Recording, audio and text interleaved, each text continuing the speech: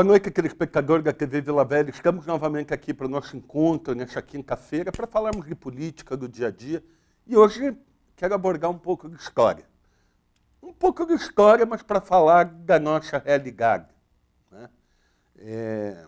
O uso de Deus na política. Né?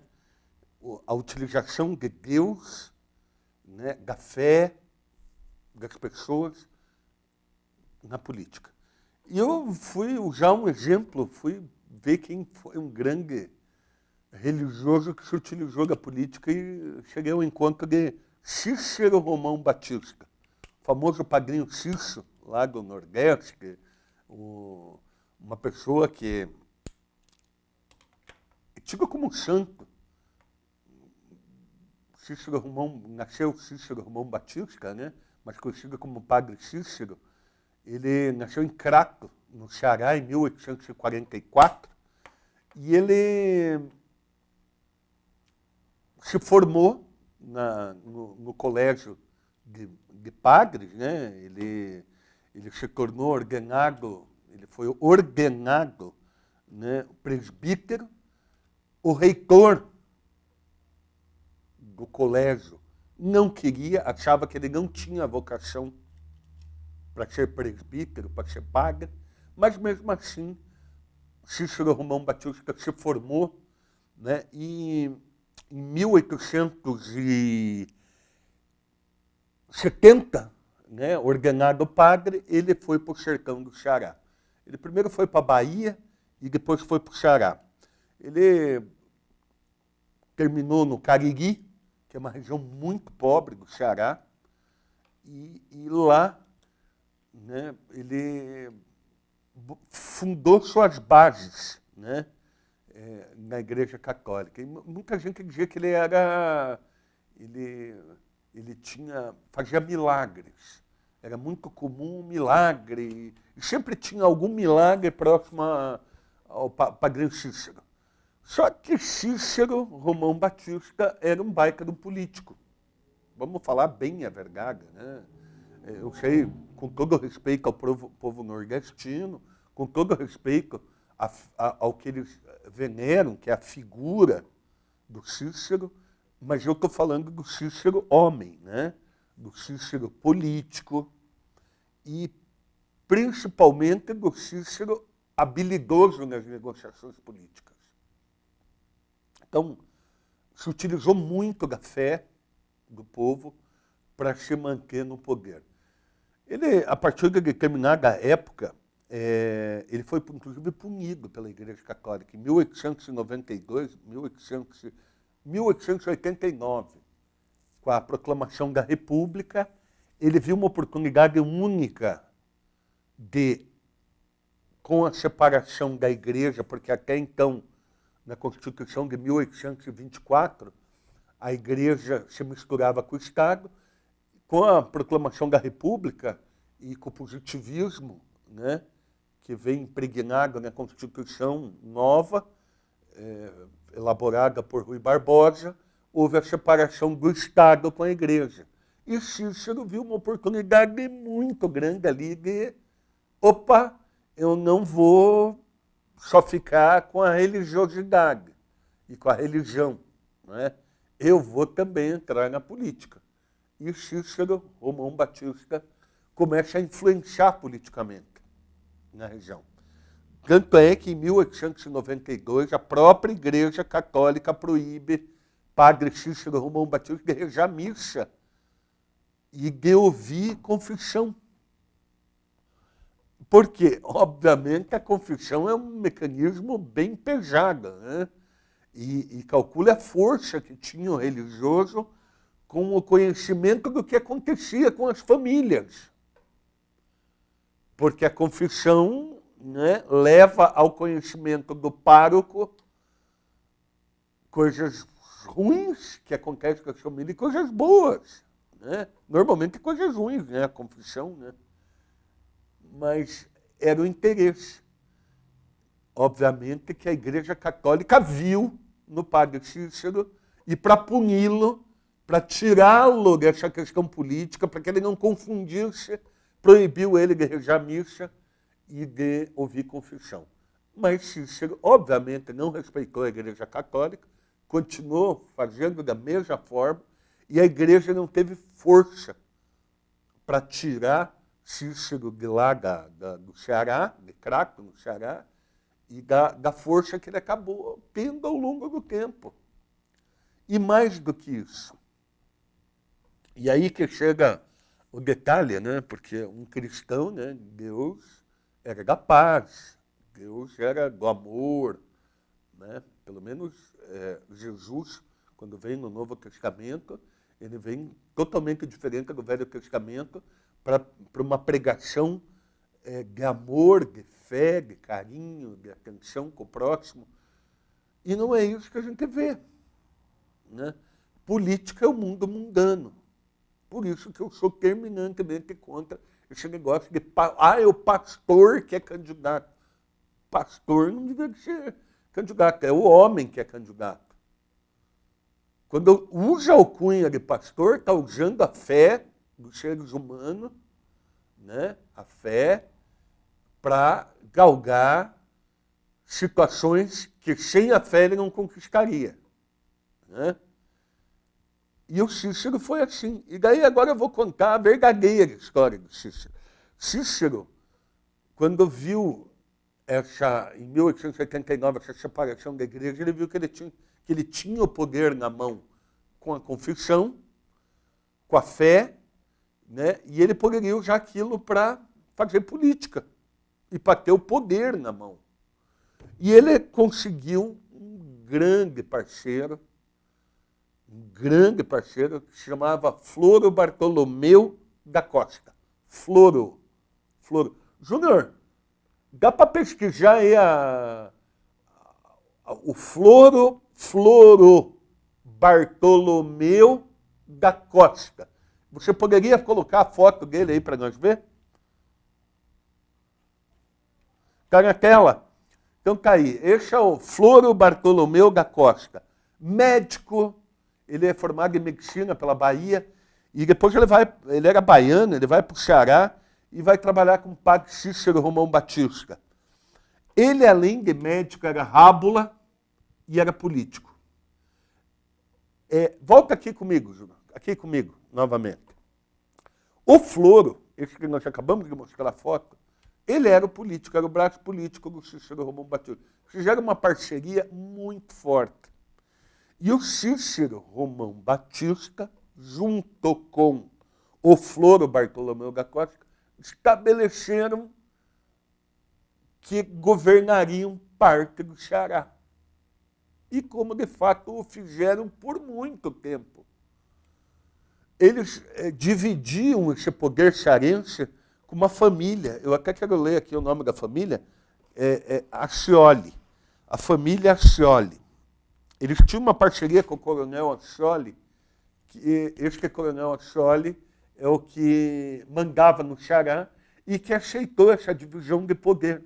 Era uma família tradicional cearense, tinha um feudo lá, a família Accioli, e que mandava no Ceará. E aceitou essa parceria com o Floro Bartolomeu da Costa e Padrinho Cícero. Floro e Padrinho Cícero tinham uma força policial com mais de 8.000 jagunços. 8.000 jagunços. Que trabalhavam para quem? Que trabalhavam para o Floro e para o Padrinho Cícero, botando ordem, né? Dizendo quem tinha que ficar com a propriedade. Enfim, mandavam no Ceará. Mandavam principalmente na zona do Cariri, né? Em Crato, no Ceará e cidades circunvizinhas. E deitaram e rolaram por muito tempo. Tanto é que quando a gente fala, o Virgulino Lampião, o Lampião foi contratado pelo Floro Bartolomeu da Costa e pelo Padrinho Cícero, ganharam um monte de armamento, inclusive o Floro estabeleceu lá no Ceará a patente de capitão para o Virgulino, porque o Virgulino era capitão Virgulino Lampião, né? E essa patente dada a ele de capitão foi dada pelo Floro Bartolomeu da Costa e pelo Padrinho Cícero. Compraram um monte de armamento porque o Padrinho Cícero e o Floro eram riquíssimos. Eram os comandantes lá, tinham dinheiro, era o poder econômico da região, mandavam na região. E o Floro e o Padrinho Cícero contrataram Virgulino Lampião. O Floro deu a patente de capitão para ele. O Cícero deu dinheiro para ele. E eles queriam que o Virgulino atacasse ou fizesse frente ao movimento tenentista, que aconteceu na década de 20. A famosa coluna Prestes, a coluna que subiu pelo Brasil, passou pela Bahia, por Minas, pela Bahia, subiu e foi até o Ceará. Depois ela voltou, retornou, foi para Goiás e acabou se dispersando. E um dos líderes, talvez o maior líder, que recebeu o nome, que era o Luiz Carlos Prestes, foi parar, se não me engano, na Colômbia, na Bolívia ou no Peru, num desses 3 países, e aguardou, né? Segundo ele, ele aderiu ao comunismo, né? O Luiz Carlos Prestes, mas o general da coluna não era o Prestes. O nome da coluna ficou Coluna Prestes, mas o comandante era um tal de Coronel Dias, que era da Polícia Militar do Estado de São Paulo. Então devia ter outro nome a coluna, mas como se destacava o Prestes, ficou chamada de Coluna Prestes. Né? A famosa coluna que subiu, andaram 22 mil quilômetros, foi um negócio absurdo, né? Que não serviu para porcaria nenhuma. Né? E foram para o Ceará, né? Para conhecer a realidade do povo cearense, e viram a realidade do povo cearense. E contrataram o Lampião porque eles ficaram com medo que essa coluna Prestes entrasse lá e modificasse a forma de vida, porque estava bom para a família Scholle, estava bom para o Padrinho Cícero Romão Batista, estava bom para o Bartolomeu, né? Estava uma maravilha para o Floro Bartolomeu. Eles mandavam, tinha um exército com 8 mil homens a seu serviço, eles mandavam no Ceará, em parte do Ceará. E lá em 1916, inclusive, teve uma tentativa do Hermes da Fonseca de tirar o Accioli do poder e deu no que tinha que dar, né? Não deu em nada, porque eles se revoltaram e disseram, ó, aqui quem manda somos nós. E a família Accioli vai continuar no poder. E houve uma manutenção do poder que se estende em 1916, vai indo, e aquilo vai indo, em 1920, tem a coluna Prestes, eles contratam o Virgulino Ferreira, o Lampião, para fazer frente à coluna Prestes, mas o Lampião deu o golpe, não foi enfrentar o pessoal que eles queriam que enfrentasse, que era a coluna Prestes. O Lampião pegou as armas, pegou dinheiro, se abasteceu e deu uma banana para o Floro Bartolomeu e para o Cícero Romão Batista. Ele não enfrentou a coluna Prestes e continuou fazendo o que ele fazia, né? Os tiroteios lá locais, os enfrentamentos, as escaramuças lá na região, que era coisa dos cangaceiros. Era bandido. Vamos falar bem a verdade, não querem pintar de herói, mas não era herói, não. Era bandido, né? Era bandido. E vou dizer mais, fica difícil a gente entender essa participação, né? Religião e política. O mundo mundano da política com a coisa elevada que é a religião. Tanto é que eu vejo muito a religiosidade do indivíduo, a conduta de religiosidade dele, de fé, de respeito. Religião, todas, se você for analisar com uma certa profundidade, elas são boas, né? nas suas formas de pensamento. Eu, particularmente, sou adepto da religiosidade, né? De eu agir corretamente, pegar principalmente aquilo da Igreja Católica de Jesus, o sentido moral, né? Posto por ele lá.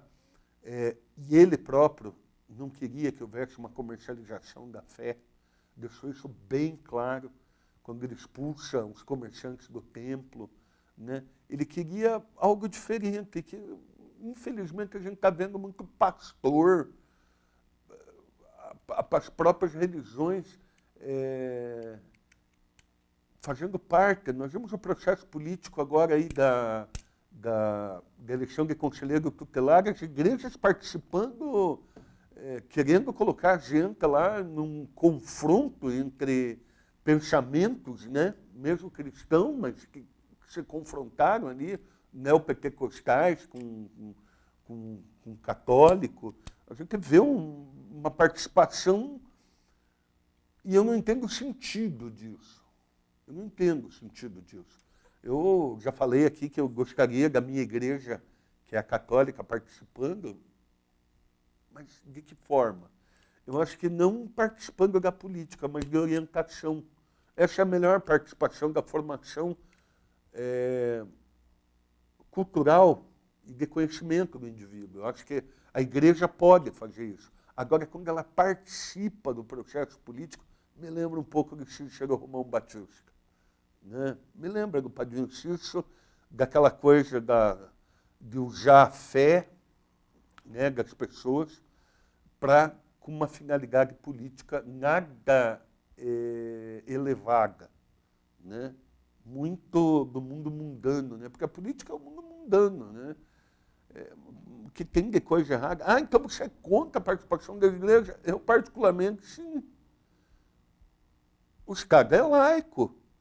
Né? Então, eu não sei onde é que entra essa questão da igreja, da religiosidade, da religião, no sentido político. Né? É como eu falei, as igrejas, o pensamento cristão poderia orientar na questão moral, né? Mas não participar do processo político.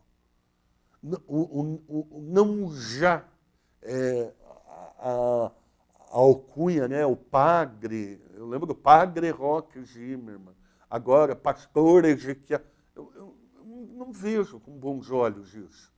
Né? É o indivíduo Ezequiel, é o indivíduo Roque Zimmermann, né? Quando precisa de uma alcunha ali, né?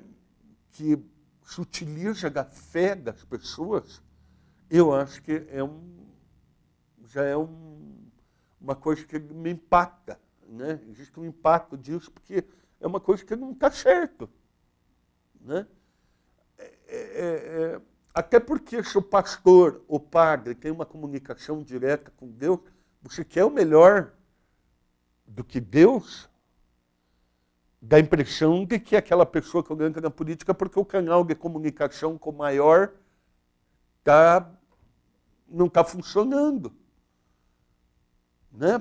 Porque se eu tenho o maior ao meu lado, por que eu preciso do mundo mundano, participar do mundo mundano? É porque o meu canal de comunicação com o ser maior está cortado. Está cortado. Né? Então, assim, eu vejo o Billy Graham, que foi um pastor pentecostal americano. O Billy Graham, uma vez convidaram ele para ser presidente dos Estados Unidos, e ele disse assim, não, eu estou numa situação bem maior. Eu sou um pastor da minha igreja, eu estou numa situação bem mais elevada do que ser presidente dos Estados Unidos. Esse é o pensamento correto. Né? Se eu tenho comunicação com o Ser Supremo, e eu me comunico com ele, né? Com essa coisa da religião, e eu consigo ter esse canal de comunicação, consigo modificar as situações através dele, por que eu preciso do mundo mundano? É porque, com certeza, o meu canal de comunicação com o Ser Supremo foi cortado. E talvez por imposição dele até. Né? E não gosto dessa mistura. Acho horrível. Jesus já não queria essa mistura. Né? Jesus já não queria essa mistura na sua pregação, na sua forma de trabalhar. E daí a gente vê cada vez mais as pessoas usando alcunhas. Né? O major, o coronel fulano e tal, o major fulano e tal. É porque estava em alta agora militar, nessa última eleição, daí o cara usa patente e usa coisa para para conquistar o voto. Numa época, o pastor, os pastores, o padre, já passou o seu tempo. Radialística já teve o seu tempo. Eu não consigo entender isso. Eu acho que é o mérito e o caráter do indivíduo, é o procedimento do indivíduo. Não misturar nunca religiosidade, religião, fé, com uma coisa mundana, como a política. Do dia a dia, daquilo que tem que ser resolvido por um Estado laico, que não sofre influência de igreja, seja ela qual for. Né? E a gente vê muitos pastores querendo interferir em projetos de lei, com pensamento, é o pensamento cristão. O pensamento cristão se leva para a tua igreja. Lá o Estado é laico, lá as decisões têm que seguir as decisões de forma republicana. Né? Evitar que a fé, a religiosidade, a religião se torne um instrumento de progresso pessoal do indivíduo, de abarcanhar dinheiro, de abarcanhar cargo, porque é isso que acontece. O que tem de pastor enfiado na prefeitura não está escrito. O que tem de pastor aí com cargo público não está escrito. E monta-se uma teia e daí a igreja, né, um sustentáculo para fazer política. Você é contra? Eu sou contra. Eu estou aqui me expondo publicamente dizendo que eu sou contra. Né? Acho que as igrejas têm um grande papel de formação do caráter do indivíduo, moral. E podem colaborar com isso. Podem colaborar com a política, fazendo com que as pessoas que frequentam as suas igrejas entendam mais de política. Entendam mais e que tenham uma moral, que esta moral que Jesus pregou tanto, seja, né, do indivíduo, que ele pode ou não ser político. Ele pode ou não ser político, mas que ele tem que ter isso. E nós vamos julgá-los pelo caráter, né? O caráter do indivíduo. Né? O que não dá é para o que está acontecendo agora. Então a gente vê, e está aí o exemplo do Cícero Romão Batista, mas o padrinho Cícero foi bom para o nordestino. Tá bom, eu não estou falando isso. Eu estou falando que ele era um ser político. Usava da confissão. A própria Igreja Católica falava isso. Em 1892 chegou a punir ele, deixando ele de fora da missa, mas ele não parou, ele continuou. E a igreja não foi forte o suficiente para poder puni-lo, porque ele arrebanhava multidões. Mas só que tinha uma quadrilha de cangaceiro. Negociou com cangaceiro. Gostava de dinheiro. Tinha muita propriedade em nome da família dele. E não foi uma coisa honesta, né? Não foi uma coisa honesta. Né? E quando o cara já entra nisso dessa forma, é porque não vai ser honesto. É porque não vai ser correto. Então, quem gosta do Padre Cícero, deve ter algum nordestino nos assistindo aí que acha, não é desrespeito, é uma constatação. Eu estou constatando a forma como o Cícero agiu politicamente, né? Não estou falando do Cícero religioso, mas estou falando daquele que usava a religião para fazer política, usava a fé das pessoas, elegia quem eles queriam, e eles faziam campanha, que eles não gostavam, não entrava. Né? E por muito tempo imperou a vontade de duas pessoas na região do Crato e do Cariri. E não é isso que eu quero para Ponta Grossa. E não é o que eu quero para o estado do Paraná. E não é o que eu quero para o Brasil. Pelo menos é o meu pensamento. E volto a repetir. Eu quero, se eu tivesse um canal de comunicação, eu não precisaria de política. Se eu tivesse um canal com homem lá direto, que eu pudesse falar com ele, como dizem que os pastores, os padres, os emissários, aí, os representantes de Deus, eu Eu não precisava de política. Eu não precisava fazer política. Né? As palavras do Billy Graham. Né? Eu estou muito acima. Eu não estou muito acima. Eu estou ainda nesse mundo aqui. Né? Eu não tenho... tenho a religiosidade, sigo preceitos morais que ele me ensinou, que Jesus me ensinou, que é fundamental para a vida em sociedade, né? Mas não deixo e não aceito a influência de religião no Estado.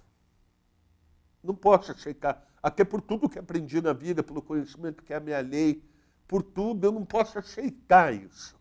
E nós já tivemos isso. E todo mundo sabe o que aconteceu. Está aí a Inquisição, que foi um exemplo.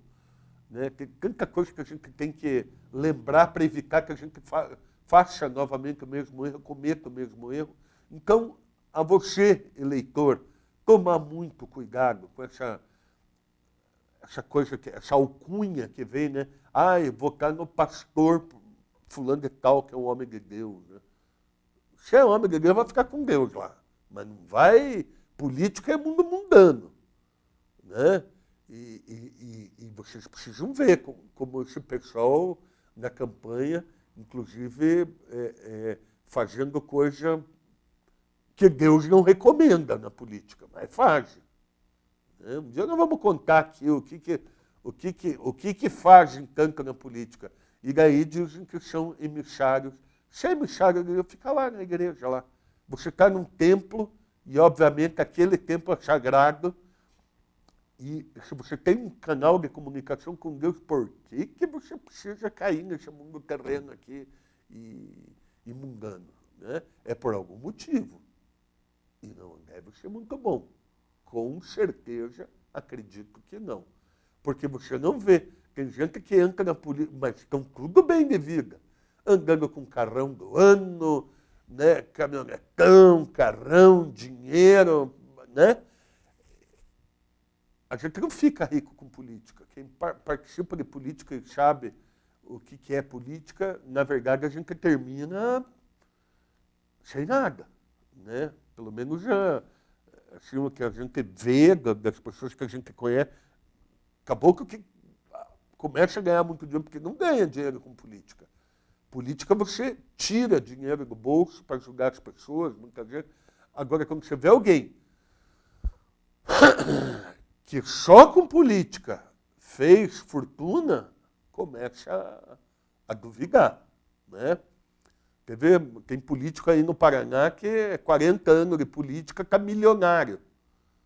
Se você somar tudo o salário, ele não teria o patrimônio que tem, só com o salário de um parlamentar. Né? Tem muita história mal contada, só que você, cidadão, tem que ficar atento, você tem que estar de olho, você tem que estar atento ao que acontece e tem que ter um senso crítico.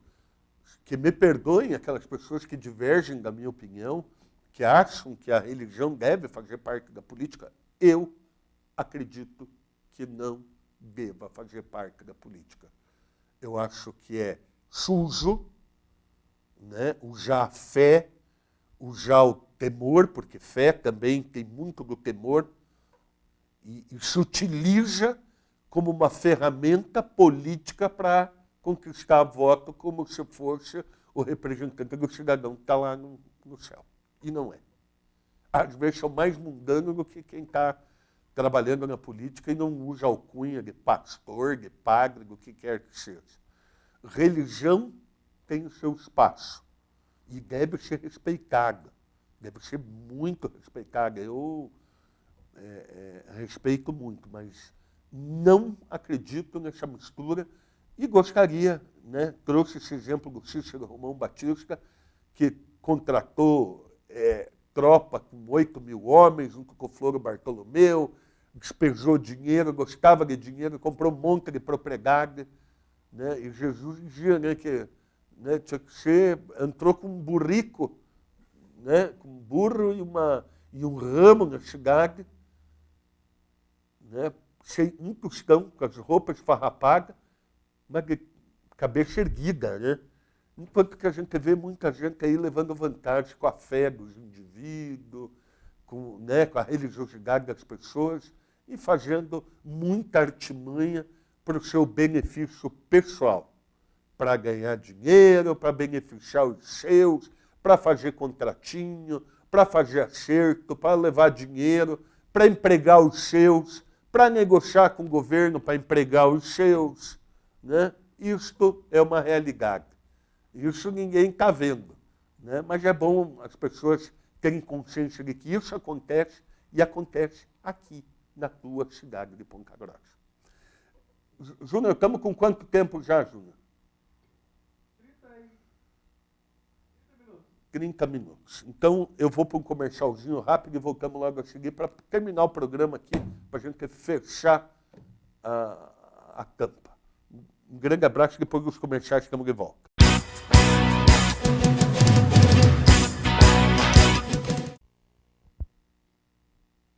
Estamos de volta com o programa Larou a Caneca. Eu quero falar um pouco da prefeitura. Eu não tenho falado muito da prefeitura, mas quero abordar hoje a questão da prefeitura e principalmente da reclamação que o povo está tendo com duas questões polêmicas. Pelo menos eu não via uma como polêmica, mas acabou sendo polêmica, que é a questão dos radares em Ponta Grossa. Muita gente reclamando da falta de coerência do atual prefeito, Marcelo Rangel.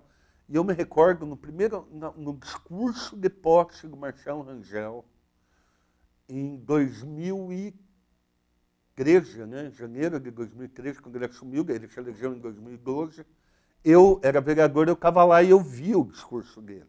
Ouvi o discurso dele. O discurso dele foi que ele ia trazer o mundo perfeito para os pontagrossenses. E uma das partes mais longas do discurso, ele falou que ia acabar com os radares em Ponta Grossa. Inclusive foi proposta de campanha, da primeira campanha e da segunda campanha, e que não ia ter radar. E o prefeito colocou radar. Eu não estou criticando colocar ou deixar de colocar o radar. Eu estou criticando que ele ganhou com uma promessa que ele deixou de cumprir. Né? Eu queria até, Júnior, dá para botar o videozinho aí do prefeito? Quero ser prefeito para acabar com a armadilha dos radares que alimentam a indústria da multa. No lugar dos radares, vou instalar lombadas eletrônicas bem visíveis, que respeitam o cidadão e garantem a segurança do trânsito. Vocês viram aí o vídeo onde o prefeito assumiu o compromisso de não colocar radares na cidade de Ponta Grossa, que ia ter lombada, que ia ter isso, que ia ter aquilo, mas que não haveria a colocação de radares. Então, assim, o prefeito descumpriu um compromisso. Aquele negócio de promessa para santo, né? Em altar, de joelho, tá? Não é questão de promessa, é compromisso. Né? O indivíduo se comprometeu com a população de que agiria dessa forma e não agiu. Traiu a confiança da população na medida em que fez um discurso, fez uma proposta de campanha e agora rechou de radar. Eu não sou contra a colocação de radar. Até pelo contrário. Acho que o radar, e lá atrás eu até conversava com as pessoas e comentei muito com a minha esposa a respeito disso, de que o radar tem que ter em determinados pontos da cidade, tem que ter, principalmente próximo à escola, onde é rua de tráfego intenso. Né? Não tenho nada contra. Agora, o que me surpreendeu negativamente do prefeito municipal, até não me surpreendeu, porque eu já sei que ele não cumpre, né? Não cumpriu com boa parte do que ele assumiu de compromisso com a população, ele não cumpriu. Né? E isso não sou eu que estou falando, é só pegar os compromissos de campanha, um deles era esse do radar, está aí. Era as 4.000 quadras asfaltadas, aqui não está asfaltando. Ele está asfaltando, mas ele está fazendo empréstimo de dinheiro que vai entrar ainda. E é o pior. É quase como uma antecipação de receita orçamentária. Ele está pegando o dinheiro do próximo prefeito, que, aliás, o próximo prefeito, eu tenho até pena do próximo prefeito, porque vai pegar uma prefeitura em estado de calamidade pública. Em questão de orçamento, questão de dinheiro e, principalmente, o débito, a dívida que essa prefeitura tem. os compromissos que ela tem, o passivo da cidade. Qual é o passivo que eu estou falando? O passivo é cair na rua. É uma cidade chocada de buraco, né? Com uma situação horrível. Eu acho que escapa a área da educação, né? Que foi feito um trabalho pela secretária Isméria bom, né? Bom. Agora, se você pegar saúde, nós temos fila na área de saúde. Você tem que entrar com uma ação judicial para uma pessoa fazer uma cirurgia de emergência. Você tem que, para pedir remédio, você tem que entrar com ação judicial. E agora virou cara de pau, né, do governo, assim, de não dar o medicamento e quando dá, por exemplo, alimentação, daquela alimentação por sonda, ela dá para 15 dias. Os outros 15, o pessoal que se vire. Né? Então, tem muita coisa errada, descumprimento de muita promessa de campanha, e daí não me surpreende o descumprimento da campanha, porque quem acompanha sabe que o prefeito, a atual administração, não cumpriu com aquilo que havia o compromisso durante a campanha eleitoral. Né? Está aí, um exemplo está aí. Eu não vou colocar radar e totalmente ao contrário. E volto a repetir, eu não sou contra o radar, até pelo contrário, volto a repetir, em determinados pontos da cidade você tem que ter radar. Como eu falei, proximidade de escola, determinados locais onde você precisa que o motorista reduza a velocidade. Agora, o que não dá é para confiar numa pessoa que assume determinados compromissos e não os cumpre com a população. E volto a reiterar, a cidade está quebrada.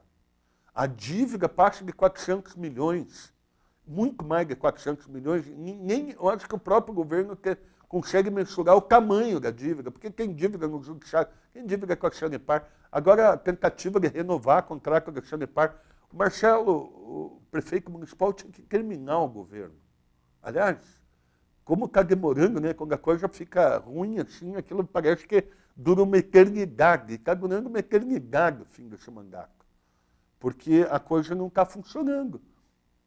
A coisa não está funcionando. Ponto. Né? Não é só a questão de radar, é o passivo que vai ficar, é a situação em que se encontra o município. Outro dia foram pintar o meio-fio, horrível. Foram pintar o meio-fio, escorreu aquela tinta mal feita, porque o governador vinha, o Ratinho Júnior, né, uma coisa assim, para Feira Paraná, aí tem que pintar os meio-fio para dar a impressão de que a cidade está organizada, está bonita, mas ela não está. Tanto é que a chuva veio, escorreu. Aliás, São Pedro, ele não gosta do atual governo, né? Ele, cada vez prefeito foi lá e caiu, né? A gente brinca que é caiado de branco lá, caiu meio fio lá, a chuva veio, arrancou, e ficou um negócio mal feito daí. Então, assim, e daí é uma venda de um produto que não é aquele, né? Vende-se um produto que dá a impressão de que nós estamos comprando a Noruega, mas nós ganhamos Moçambique, né? A propaganda municipal, o prefeito sempre que é o maior, né? E a gente sabe que não é aquilo, né? A gente compra a Noruega e recebe como produto Moçambique, que é completamente diferente da Noruega. E é o que nós estamos vendo acontecer. Né? O produto não é aquele que foi assumido o compromisso de nos entregar. E por isso que eu sempre fui oposição ao prefeito municipal Marcelo Rangel. Eu assumo isso, sempre fui, vou continuar sendo, né? Tenho postura, sou diferente de alguns que um cidadão ganha eleição, daí ficam grudados no governo, que não vi igual. Né? Precisam do governo, aí governo, estou lá junto. Né? Eu tive uma posição de oposição durante esses 8 anos, vai chegar a 8 anos de oposição ao governo dele, não acredito no governo dele, e por situações essa e por tantas outras. Né? O passivo, os contratos horríveis, quer renovar com a Sanepar de uma forma equivocada, o lixo, o lixo que é um lixo, a situação do transporte coletivo urbano, essa desregulamentação, uma coisa horrível que foi feita pela Prefeitura Municipal. Aliás, os 3 contratos ele não conseguiu resolver em 8 anos. Então, que termine de uma vez esse governo, volto a repetir, quero uma auditoria na Prefeitura, tem que auditar as contas. E o prefeito que não auditar as contas vai ser, já começa dentro da mediocridade, da aceitação de um governo que muito provavelmente, se investigado, não sobrevive, né? Não sobrevive, uma auditoria no atual governo dos últimos 8 anos, eu acho que a gente vai ter muita coisa para falar durante mais 8 anos, com certeza. Então, é pedir para que o próximo prefeito municipal, se ele não fizer, a sociedade vai fazer. Hoje tem mecanismo jurídico para isso e vai fazer, esperar ele terminar o mandato, perda de poder, daí, longe do poder, a auditoria fica fácil de ser feita, fica fácil de ser realizada. Né? E pode ser por iniciativa de qualquer um, inclusive eu vou tomar algumas iniciativas, talvez não precise nem findar o governo, mas algumas iniciativas a gente vai ter que tomar junto ao Tribunal de Contas, inclusive junto ao Poder Judiciário, e ver o que vai dar. Né? Vamos ver o que essa cidade vai ter daqui para frente, porque do jeito que está, não dá para ficar. Um grande abraço e até a semana que vem, na terça-feira, de volta aqui com o programa Laroca Neto, na sua TV Vila Velha.